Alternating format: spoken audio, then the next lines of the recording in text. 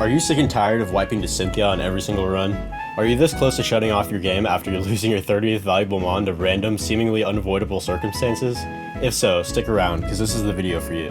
Howdy folks, my name is Boppo, and today I'll be sharing 5 of my favorite tips and tricks I use as an experienced Nuzlocker so I can help you win more of your runs. Before we get started, if you enjoy the video, please remember to hit the subscribe button. My goal is to hit 100 subs in the near future, so if you find this video helpful, take a moment and hit that big red button. It really means a lot. Anyways, without further ado, let's get into the list.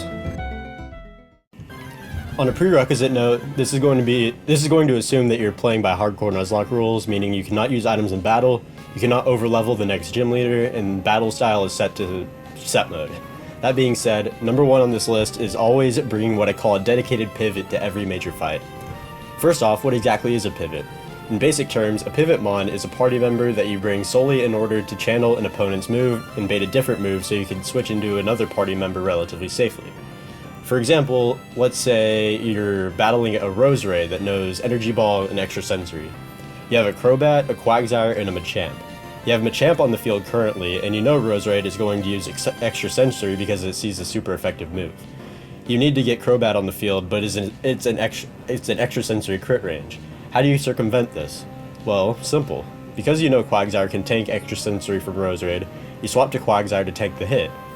Now, Roserade wants to use Energy Ball because Quagsire is quad weak to grass, and this is where you can safely swap into Crobat to tank the quad resist and kill with a flying type move. That's pivoting in action. Some great pivot mons are anything with 4 times weaknesses and immunities such as Gyarados, Ghost types, Normal types, and Flying types. This is a very good segue into number 2 on this list, which is to make teams consisting of mons whose types synergize with each other. A perfect example of this is Crobat and Quagsire from the previous example. Crobat is weak to Rock and Electric, which Quagsire resists, and Quagsire's only weakness is Grass, which Crobat quad resists. This means that Crobat and Quagsire can pivot off of each other, giving you much more flexibility in fights. Some other good type synergies include Steel and Flying types, Gyarados and Electric types, Fire and Grass types, and Dark and Psychic types. A ton of other combos exist as well, so feel free to experiment in the damage calculator to find the best combos for your team. Number 3 is to always know what to expect in any fight. I've seen too many people waltz into Winona's gym with a team full of electric types, not knowing that her Altaria sports a Dragon Dance boosted Earthquake. It's so easy to just Google what a boss's team consists of and what moves each individual Pokemon knows so you can form your team accordingly. I know some people like to play blind, and that's perfectly fine. However, this list is meant to help you win more of your Nuzlocks, and playing more boring means you're playing better. And also, knowing what you're about to fight definitely helps you out in that regard too. So just Google the next gym leader's team, formulate a plan, and don't whine because you didn't know Electabuzz can learn Ice Punch. Number 4 is a technique popular amongst the Nuzlocking community known as encounter routing, which you can employ if you're playing with the Dupe's Claws. Picture this scenario. Route 2 has a 80% chance for Sentret, a 50% chance of Geodude, and a 5% chance for Gible. Route 3 has a 100% chance of Sentret.